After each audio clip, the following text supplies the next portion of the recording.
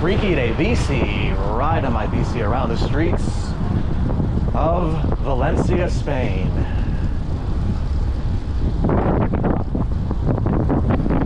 Pardon the wind today. Woo! I think it can stop once we get into the old city, which is where we're headed today from Rusafa.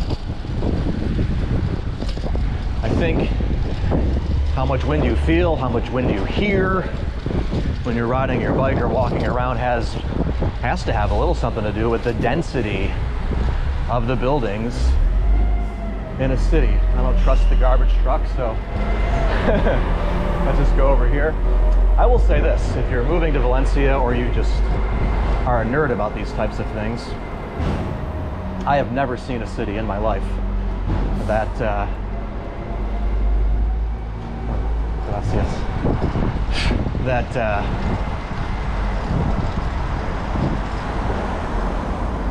she didn't have to move, obviously. I didn't have to be in the street sidewalk, obviously, but I just didn't feel comfortable going on the side of the garbage truck. You never know.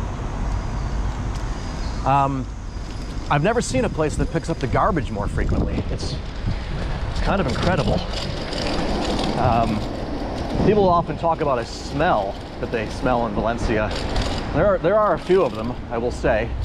I'm not sure either. I don't have the greatest sense of smell, or my wife has the best sense of smell in the world.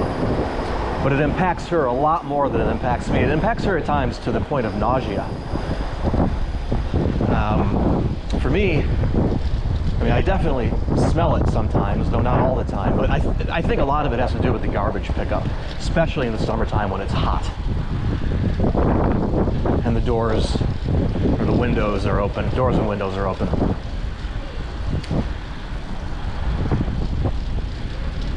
But all of these things affected by density. Lots of people don't like density, maybe for the reasons that I brought up.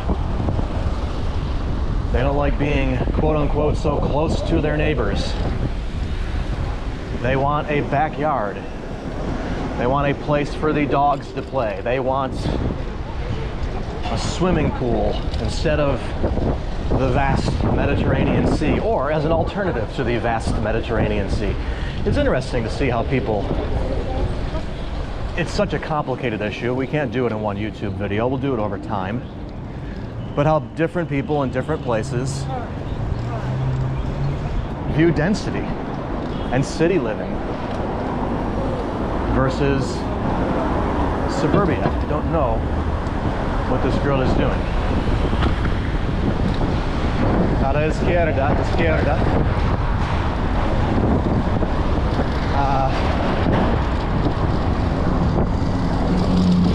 You find, at least in my informal observation, you find far fewer people.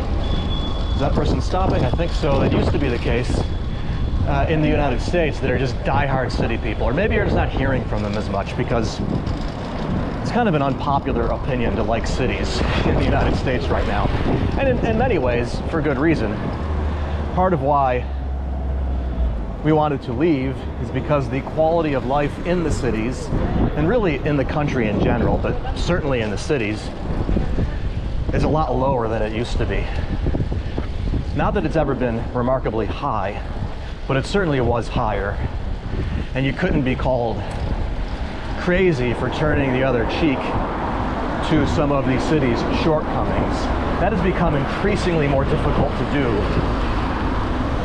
From what I understand, in every American city, or most of them for that matter, but definitely in LA and San Francisco, where I have the first-hand experience. Now, this is what sucks about this whole issue, is none of this justifies some of the shit that people say about cities.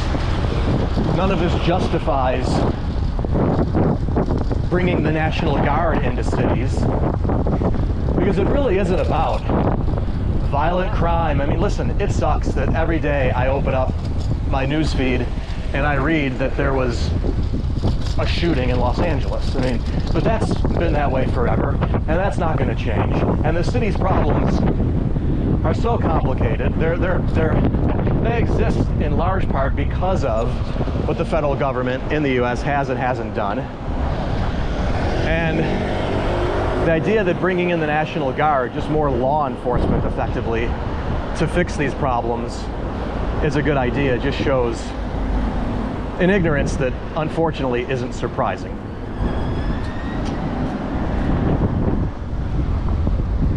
Instead of demonizing the leadership in these cities, how about you fucking help them?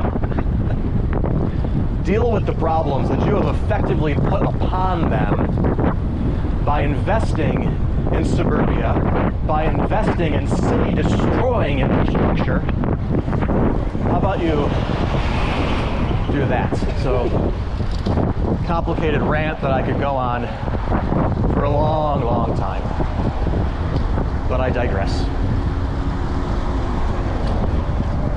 All of that said, it is interesting. Here in Europe, here in Spain, don't know what happened there.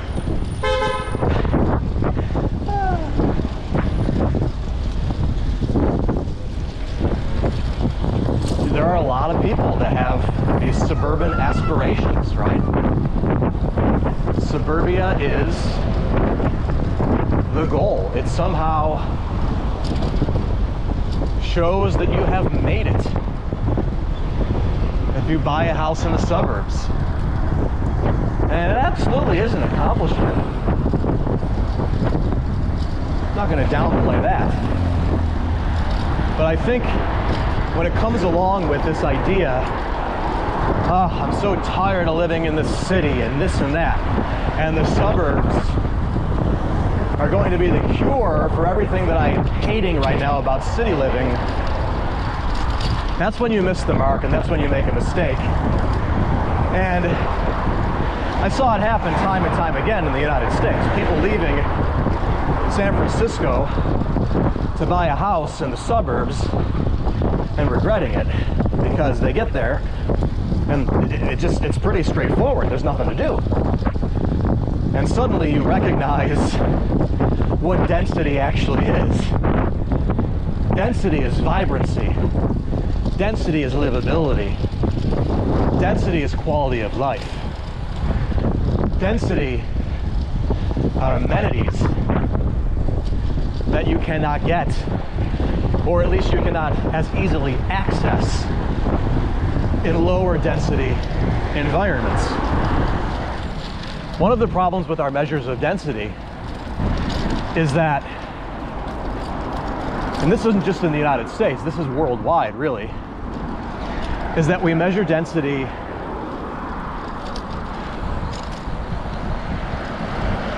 so for example, take Valencia for example. You've seen some of the areas of Valencia that I ride around that are like just, I'm on the outskirts of the old city right now, adjacent, I'm right between Turia Park and the old city. And if I go to my left, I'm in the old city, one of the most dense environments you're going to find anywhere.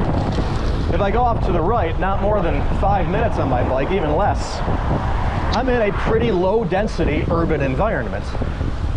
So when we measure density and say, oh, hey, let's look up what the population density of Valencia is, or what the building density of Valencia is, we're going to get a number that has numerous realities, but we're also going to get, if you're just focused on the core, a number that is artificially lower than it should be. So when you look up Valencia, you find that it's about 2 times as dense as Los Angeles.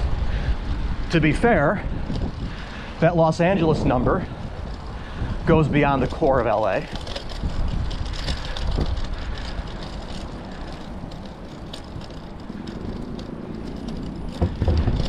And you'll find that it's slightly less dense than San Francisco, which also goes beyond the core. When you say, what's the density of San Francisco, you're getting the outer sunset, not just Nob Hill. But if you, and then you find like, you know, New York City, which again, also not just Manhattan in many of these measures. When you talk about the density of New York, you're not thinking Queens or the Bronx. You're thinking Manhattan and possibly Brooklyn.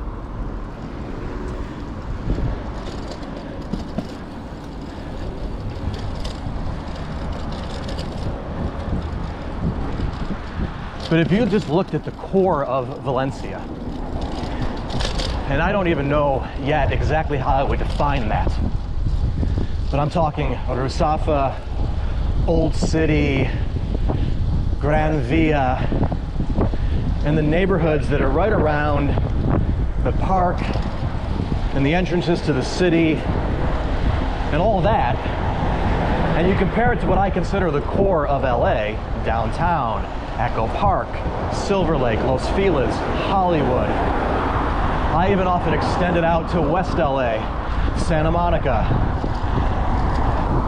Even though that's technically not Los Angeles, LA County, not LA City. If you compare it to San Francisco, downtown, Nob Hill, the Mission District,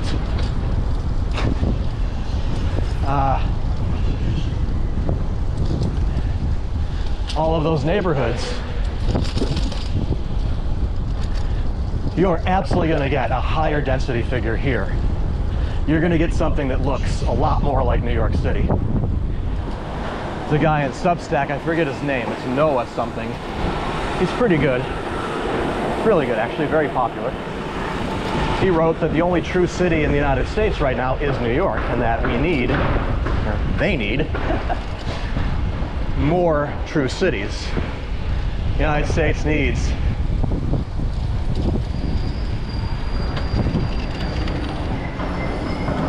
less Los Angeles and more New York. And he even went on to argue that even if you look at San Francisco and Chicago and those places, there are some cores, but as a whole, when you start, again, when you make these concentric circles around the core, the density of the city drops considerably. And that's the other thing too, the way we think about density. We think of skyscrapers and tall buildings. First time I ever entered Manhattan was on a Sunday afternoon. Forget what year it was, but it was a long time ago. And I just took the train from the airport. So I was underground entering the city. And I got out at 57th, or is it 59th? I think it's 57th in Lexington. And this is a Sunday afternoon at like 4 o'clock or something. And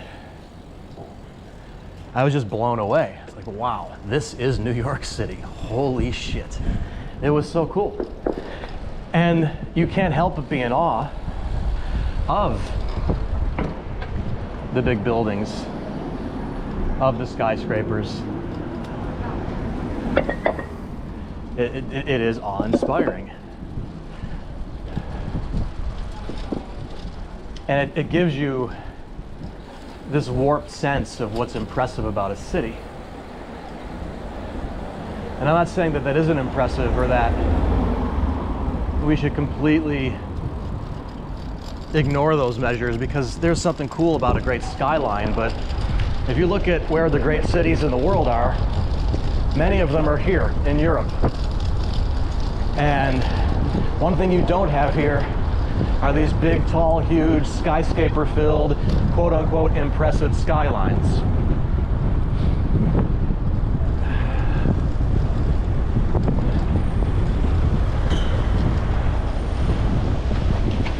Instead, what you have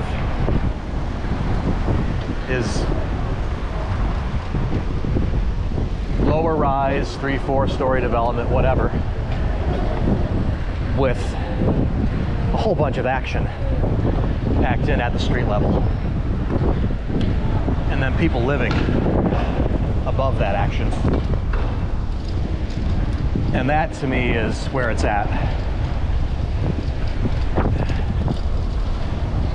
The coolest parts of New York City are not when you hop out of the subway at 57th in Lexington and you see all the skyscrapers and you walk into the W Hotel or whatever is there right now. That's when you go into Greenwich Village and you go into the East Village, and it's more like it is here. There aren't skyscrapers, maybe, you know, now they've built these bigger, like, towers and such. But generally speaking, it's smaller development in terms of height, but every single stoop has a business, be it a restaurant, a bar, a service, whatever. The things that people use in cities to live, and the things that people that visit cities like to see and like to consume.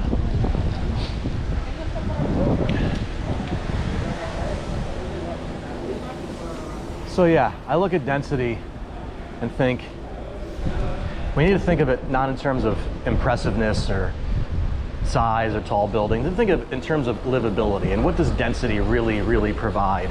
And in my opinion, it provides livability. And I think that people that have experience leaving a city and living in the suburbs, or living in the suburbs then moving into the city, people that have this experience, I think they get it. They understand.